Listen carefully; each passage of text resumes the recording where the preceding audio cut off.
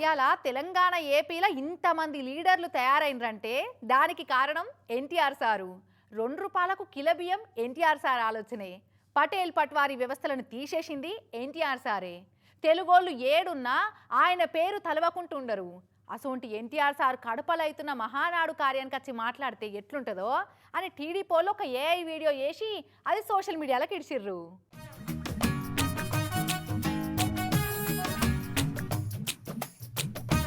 AI పుణ్యవాణి లేనోళ్ళను కూడా కండ్ల ముంగట ఉన్నట్టే చూసే భాగ్యం దక్కుతున్నది కదా.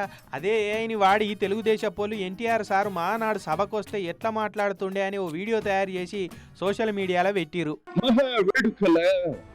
నింగి నేల పసుపుమయమై పరవశించేలా అంగరంగ వైభవంగా జరుగుతున్న మహానాడు పండుగ వేళ 10 కోట్ల తెలుగు తమ్ముళ్లకు నా హృదయపూర్వక నమస్సుమాంజలి. హైదరాబాద్ ఆలతి ఎట్లా మార్చినా అన్నది బాబు సారే ఊకే యాద్ చేస్తుంటాడు కదా.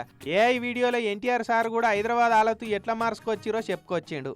హైదరాబాద్ సికింద్రాబాద్ లకు ట్యాంకు బండతో నేను సాంస్కృతిక వారధి కడితే ఆ తర్వాత సైబరాబాద్ అనే కొత్త నగరాన్ని పుట్టించి తెలుగు నేలకు ఆధునిక ప్రపంచానికి సాంకేతిక వారధిని కట్టించిన వాడు చంద్రబాబు.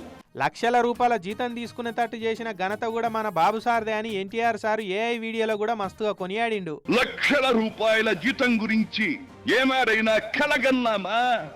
దాన్ని సాధ్యం చేసింది నా తెలుగుదేశం ప్రభుత్వమే అని చెప్పడానికి నాకు గర్వకారణంగా ఉంది.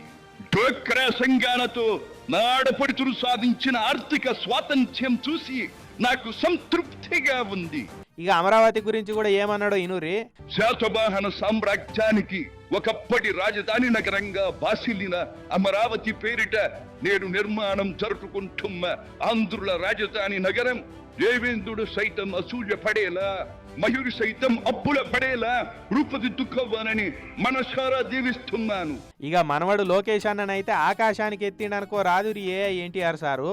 యువగణానికి ప్రాధాన్యమిచ్చి యువశక్తికి పదును పెట్టి నా కలను నేడు తీరుస్తున్నాడు నా మనవడు లోకేష్. అంతేకాదు అధికారానికి సరైన నిర్వచనం మానవ సేవ అని ఆనాడు నేను పాటించిన నియమాన్ని నేడు గతంలో ఆచరించి పార్టీ కార్యకర్తకైనా సాధారణ పౌరుడికైనా అండగా నిలుస్తూ నా వారసత్వానికి వన్నెదిస్తున్నాడు లోకేష్. గగన సీమ నుండి ఇది చూసి అయ్యారే ఫలా ఫలా మనవడా ఫలా అని మురిసిపోతోంది నా మనస్సు. ఆఖరికి ఇట్లా వీడుకోలు చెప్పిండు. తెలుగులాట ప్రతి ఇంట నిత్య వసంతాలు చెందాలని, ప్రజల కోసం అంకిత భావంతో ప్రభుత్వం చేస్తున్న కృషి ఫలితం కావాలని ఆకాంక్షిస్తున్నాను. సెలవు. సర్వే జన సుఖినో భవంతు.